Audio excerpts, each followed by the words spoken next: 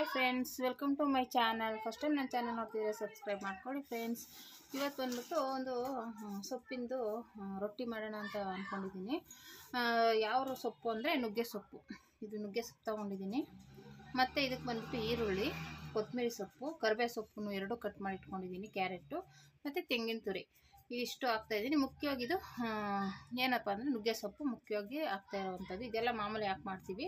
ಈ ನುಗ್ಗೆ ಸೊಪ್ಪನ್ನ ಬರೀ ಸಾಂಬಾರು, ಪಲ್ಯ ಅದು ಇದು ಮಾಡ್ತಾಯಿರ್ತೀವಿ. ಇದು ಒಂದು ರೊಟ್ಟಿಗೆ ಹಾಕ್ಕೊಂಡು ಮಾಡೋದ್ರಿಂದ ಇನ್ನೂ ಚೆನ್ನಾಗಿರುತ್ತೆ. ಅದಕ್ಕಾಗಿ ನಾನು ಇದು ರೊಟ್ಟಿಗೆ ಹಾಕ್ತಾಯಿದ್ದೀನಿ. ಈ ಥರ ಬಿಡಿಸಿ ಎಲ್ಲ ಇಟ್ಕೊಂಡಿದ್ದೀನಿ. ಇದು ರವೆ ಸ್ವಲ್ಪ ನೆನೆಸಿದ್ದೀನಿ. ಇವಾಗ ಇದಕ್ಕೆ ಇದು ಹಾಕ್ಕೊಂಡು ಕಲಿಸ್ಕೊಳ್ಳೋಣ.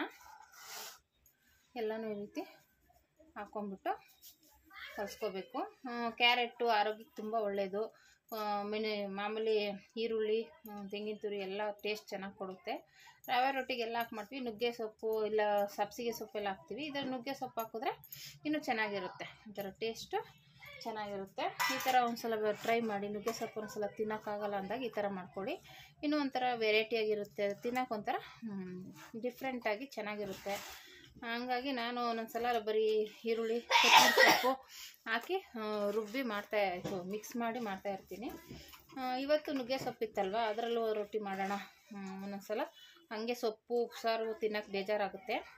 ಆವಾಗ ಈ ಥರ ಮಾಡಿಕೊಂಡ್ರೆ ಒಂಥರ ರೊಟ್ಟಿ ಅಲ್ವಾ, ಹಾಗೆ ತಿನ್ಕೋಬೋದು, ಚೆನ್ನಾಗಿರುತ್ತೆ. ಇದಕ್ಕೆ ಬೇಕು ಅಂದರೆ ನೀವು ಒಂಚೂರು ಅಚ್ಚ ಖಾರದ ಪುಡಿ ಇಲ್ಲ ಮೆಣಸಿನ್ಕಾಯಿ ಹಾಕೋದ್ರೆ ಇದೆಲ್ಲ ಇದೇ ಇರುತ್ತಲ್ಲ, ಇದಾಗ್ಬಿಡುತ್ತೆ. ಒಂಚೂರು ಬೇಕು ಅಂದರೆ ನೀವು ಅಚ್ಚ ಖಾರದ ಪುಡಿ ಹಾಕೋಬೋದು ನೋಡಿ ಫ್ರೆಂಡ್ಸ್. ಯಾಕೆಂದರೆ ಇದು ಸೊಪ್ಪೆಲ್ಲ ಇರೋದ್ರಿಂದ ನಾವು ಹಸಿಮೆಣ್ಸಿನ್ಕಾಯಿ ಹಾಕಿದ್ರೆ ಬಾಯಿಗೆ ಸಿಕ್ಬಿಡುತ್ತೆ. ಈ ಸೊಪ್ಪು ಯಾವುದು ಹಸಿಮೆಣ್ಸಿನ್ಕಾಯಿ ಯಾವುದು ಗೊತ್ತಾಗಲ್ಲ. ಹಂಗಾಗಿ ಸ್ವಲ್ಪ ಅಚ್ಚ ಖಾರದ ಪುಡಿ ಹಾಕೋತಾ ಇದ್ದೀನಿ. ನೀವು ಬೇಕು ಅಂದರೆ ಹಸಿಮೆಣ್ಸಿನ್ಕಾಯಿನ ರುಬ್ಬಿಟ್ಟು ಹಾಕ್ಕೊಳ್ಳಿ. ಚಿಕ್ಕ ಜಾರ್ಗೆ ಹಾಕ್ಕೊಂಬಿಟ್ಟು ರುಬ್ಕೊಂಡು ಹಾಕ್ಕೊಂಡ್ರೆ ಮಿಕ್ಸ್ ಆಗುತ್ತೆ. ಈ ಥರ ಮಾಡ್ಕೋಬೇಕು. ಖಾರ ಬೇಕು ಅಂದರೆ ನೀವು, ಇಲ್ಲ ಅಚ್ಚ ಖಾರದ ಪುಡಿನ ಪರವಾಗಿಲ್ಲ ಅಂದರೂ ಹಾಕ್ಕೋಬೋದು, ಏನೂ ಇಲ್ಲ.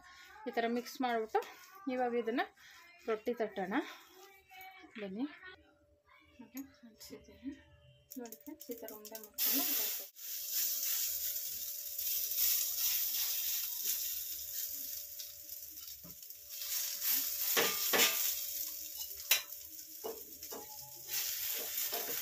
ಯಾವುದೇ ರೊಟ್ಟಿ ಆದ್ರೂ ನಾವು ಹಿಂಗೇನೆ ಕೆಲವೊಂದು ರೊಟ್ಟಿನೇ ತಟ್ಟೋದು. ರವೆ ರೊಟ್ಟಿ, ರಾಗಿ ರೊಟ್ಟಿ ಇರೋದು.